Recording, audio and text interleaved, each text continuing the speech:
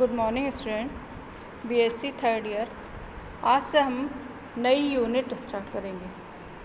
नई यूनिट मतलब हमारा जो है फर्स्ट पेपर कंप्लीट हो गया है। आज से हम सेकंड पेपर स्टार्ट करेंगे, जिसकी हम फर्स्ट यूनिट लेंगे बायोटेक्नोलॉजी एंड जेनेटिक इंजीनियरिंग। ठीक है, तो आज हम नई यूनिट से स्टार्ट करते हैं सेकंड पेपर के बायोटेक्नोलॉजी से। ये क्या होता है बायोटेक्नोलॉजी?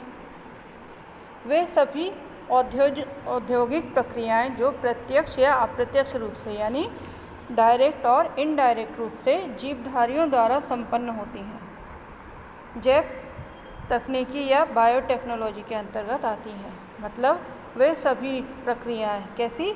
औद्योगिक प्रक्रियाएं जो कि डायरेक्ट या इनडायरेक्ट रूप से यानी प्रत्यक्ष या अप्रत्यक्ष रूप से जीवधारियों द्वारा संपन्न होती हैं, एनिमल्स के द्वारा या जीवों के द्वारा संपन्न की जाती हैं। वो किसके अंतर्गत आती हैं? बायोटेक्नोलॉजी के अंतर्गत आती हैं। यूरोपियन फेडरेशन ऑफ बायोटेक्नोलॉजी ने जैव तकनीकी को निम्न प्रकार से परिभाषित किया है। उन्हें क्या बताया है? किसने? यूरोपियन फेडरेशन ऑफ बायोटेक्नोलॉजी के अनुसार क्या है बायोटेक्नोलॉजी? सूक्ष्म जीवों तथा संवर्धित ऊतकीय कोशिकाओं की क्षमताओं का तकनीकी उपयोग प्राप्त करने के लिए जैव रसायन, सूक्ष्म जीव विज्ञान और रसायन अभियांत्रिकी का अभिन्न प्रयोग जैव तकनीकी कहलाता है। मतलब इनका क्या है? माइक्रोब्स यानी जो सूक्ष्म जीव पाए जाते हैं, है ना, और संवर्धित ऊतकीय कोशिकाएं यानी जिन टिश्यूज़ का हम और जिन सेल्स का हम कल्चर करते हैं। माइक्रोब्स के साथ साथ वह टिश्यूज़ और सेल्स जिनको कल्चर किया जाता है उनकी क्षमताओं को देखना, है ना, और उनकी क्षमताओं का तकनीकी उपयोग प्राप्त करने के लिए, मतलब उनमें कितनी कैपेसिटी है, उनसे हम क्या क्या नया कर सकते हैं, इसके लिए टेक्नोलॉजी का उपयोग किया जाता है। उसको क्या करते हैं? उसको प्राप्त करने के लिए बायोकेमिस्ट्री, माइक्रोबायोलॉजी और केमिकल इंजीनियरिंग इन सभी टेक्निक्स का उपयोग करते हैं। जब इन सबको के ऊपर अप्लाई करते हैं, मतलब किसके ऊपर? माइक्रोब्स और जो कल्चर करने वाले टिश्यूज़ और सेल्स हैं उनके ऊपर हम क्या क्या अप्लाई करते हैं? माइक्रोकेमिस्ट्री को, माइक्रोबायोलॉजी और केमिकल इंजीनियरिंग, इन सब पर हम उनका प्रयोग करते हैं। तो ये सारी चीज़ें मिलके क्या कहलाती हैं? ये जैव तकनीकी कहलाती हैं या बायोटेक्नोलॉजी कहलाती हैं। जैसे हम कल्चर मीडिया तैयार करना या किसी टिश्यूज़ को लेके उसमें उसका वर्क नोट करना, और इसके अलावा उसका क्या हम आगे उसको यूज़ कर सकते हैं इसका पता लगाना, ये सारी चीज़ें जो है बायोटेक्नोलॉजी के अंतर्गत आती हैं। अब इनका कार्यक्षेत्र क्या है? मतलब किस किस फील्ड में हम इसको यूज़ कर सकते हैं बायोटेक्नोलॉजी का, और इसका क्या इम्पोर्टेंस है। Scope and importance of biotechnology. जैव तकनीकी के अंतर्गत विज्ञान की विभिन्न शाखाओं जैसे जैव रसायन, सूक्ष्म जैविकी, आनुवंशिक इंजीनियरिंग, कार्यिकी, रासायनिक इंजीनियरिंग, जैव भौतिकी तथा किण्वन मीन्स फर्मेंटेशन टेक्निक्स का समावेश किया जाता है। इसके अंतर्गत क्या क्या कौन कौन सी ब्रांचेस आती हैं जैव टेक्नोलॉजी बायोटेक्नोलॉजी के अंतर्गत? जैव रसायन, सूक्ष्म जैविकी, आनुवंशिक इंजीनियरिंग यानी जेनेटिक इंजीनियरिंग, कार्यिकी, रासायनिक इंजीनियरिंग, जैव भौतिकी तथा किण्वन, ये सारी जो टेक्निक्स हैं इन सब को समावेश किया जाता है। इन सब का समावेश मतलब इन सब को मिला करके इस टेक्नोलॉजी में काम किया जाता है। बायोटेक्नोलॉजी के द्वारा हम जीवन में विभिन्न क्षेत्र प्रभावित हुए हैं, जिनके उदाहरण हैं। मतलब किस किस फील्ड में हमने बायोटेक्नोलॉजी के द्वारा हमने कार्य किए हैं और जिनमें हम आगे बढ़े हैं। तो जैसे फार्मास्यूटिकल इंडस्ट्री में, औषधि उद्योग में, मतलब क्या किस किस फील्ड में हमने इसमें काम किया है। तो यह है, सबसे पहले है औषधि उद्योग, फार्मास्यूटिकल इंडस्ट्री। जब जैव तकनीकी के द्वारा हार्मोन्स, एंजाइम्स, प्रतिजैवी पदार्थ मीन्स एंटीबायोटिक्स, इंटरफेरोन्स तथा विटामिन आदि के उत्पादन में वृद्धि हुई है। किसके द्वारा? जैव टेक्नोलॉजी के द्वारा या बायोटेक्नोलॉजी के द्वारा हार्मोन्स, एंजाइम्स, एंटीबायोटिक्स, इंटरफेरोन्स तथा विटामिन आदि की उत्पादक में वृद्धि हुई है। ठीक है। इसके बाद फूड इंडस्ट्री में, इसमें क्या इसका स्कोप है, क्या इफ़ेक्ट है इसका। जैव तकनीकी द्वारा ईस्ट, शैवाल तथा सिंगल सेल प्रोटीन का निर्माण में वृद्धि हुई है। किसके द्वारा? जैव टेक्नोलॉजी के द्वारा या जैव तकनीकी के द्वारा ईस्ट, एल्गी और सिंगल सेल प्रोटीन के निर्माण में जो है वृद्धि हुई है। फिर ऊर्जा उत्पादन, एनर्जी प्रोडक्शन में क्या है? जैव तकनीकी द्वारा ईंधन, अल्कोहल, बायोगैस, हाइड्रोजन तथा अन्य स्रोतों से ऊर्जा प्राप्त करने में सहायता मिलती है। फिर एग्रीकल्चर की फील्ड में क्या इसका रिस्पॉन्स मिला है? पादप किस्मों का चयन, सिलेक्शन ऑफ प्लांट्स वैरायटीज़ एवं क्लोनिंग। क्लोनिंग क्या था? जब एक के कैरेक्टर को दूसरे में डाला जाता है तो वो जो प्रोसेस होती है क्लोनिंग कहलाती है। कायिक संकरण यानी सोमेटिक हाइब्रिडाइजेशन, जर्मोप्लाज्म स्टोरेज आदि महत्वपूर्ण कार्य जैव तकनीकी द्वारा ही संभव हो सके। यानी बायोटेक्नोलॉजी के द्वारा क्या क्या किया गया?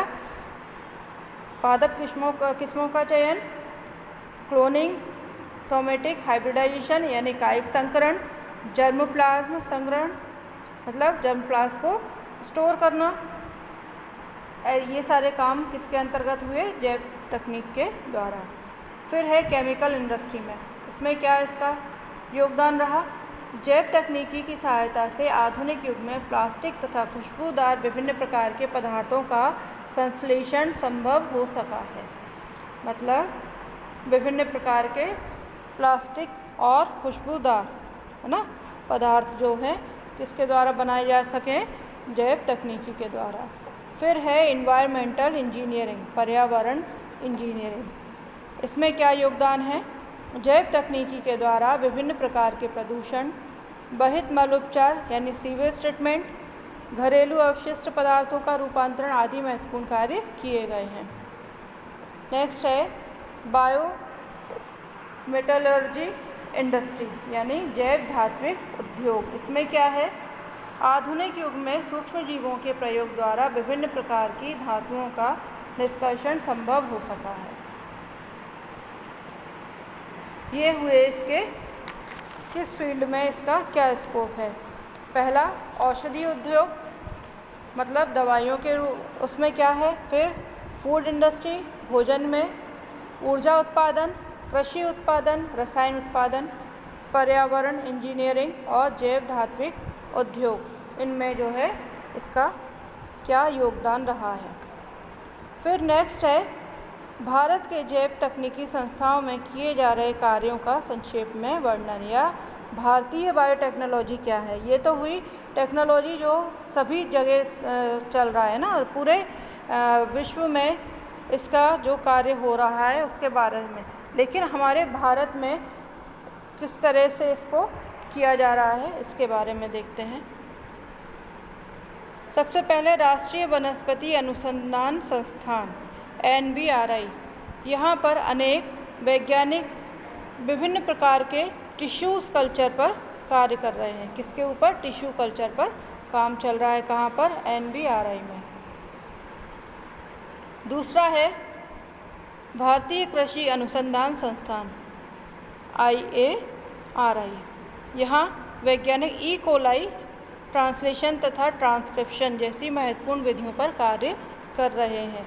किसके ऊपर काम हो रहा है? यहाँ पर ट्रांसलेशन ई कोलाई के है ना, ट्रांसलेशन ट्रांसक्रिप्शन इन पर जो है इनकी मेथड्स पर काम किया जा रहा है। कहाँ पर? IARI यानी भारतीय कृषि अनुसंधान संस्थान में ई कोलाई के ऊपर काम हो रहा है। फिर भारतीय कृषि अनुसंधान परिषद ICAR, यहाँ पर भारतीय वैज्ञानिक क्लोनिंग, साइटोप्लाज्म फ्यूज़न तथा टिश्यू कल्चर पर महत्वपूर्ण कार्य कर रहे हैं। ICAR में क्या हो रहा है? वहाँ पर क्लोनिंग के ऊपर काम कर रहे हैं, दूसरा साइटोप्लाज्म फ्यूज़न के ऊपर है ना, और टिश्यू कल्चर के ऊपर काम किया जा रहा है। इसके बाद CSIR, यह मद्रास में है, CSIR मद्रास है, ठीक है, मद्रास में होता है ये काम CSIR जो है। यहाँ पर क्या है, यहाँ वैज्ञानिक जो हैं फल एवं वृक्षों के ऊपर महत्वपूर्ण कार्य कर रहे हैं। फिर है केंद्रीय वृक्षारोपण अनुसंधान परिषद CPCRI। यहाँ पे क्या होता है, यहाँ के वैज्ञानिक परख नली में नारियल के नवोत्पादीय को उत्पन्न करने में सफल हुए हैं। ये किस पर काम कर रहे हैं, कोकोनट पे काम कर रहे हैं। कहाँ पे, CPCRI में। आप इनके नाम और साथ में इनके फुल फॉर्म अच्छे से याद कर लेना, क्योंकि ये इस तरह के क्वेश्चन भी पूछे जाते हैं कि इसका पूरा नाम क्या है, और आपको इसी से रिलेटेड 4 ऑप्शन दे दिए जाएंगे, जिसमें से एक सही होगा, बाकी 3 जो हैं गलत होंगे।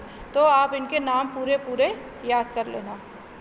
फिर है अंतर्राष्ट्रीय आनुवांशिक इंजीनियरिंग एवं जैव तकनीकी केंद्र ICGEB। यहाँ पर क्या है, यूनिडो तथा भारत सरकार के वैज्ञानिकों के सहयोग से इस केंद्र पर जैव तकनीकी आनुवांशिक इंजीनियरिंग पर महत्वपूर्ण कार्य किए जा रहे हैं।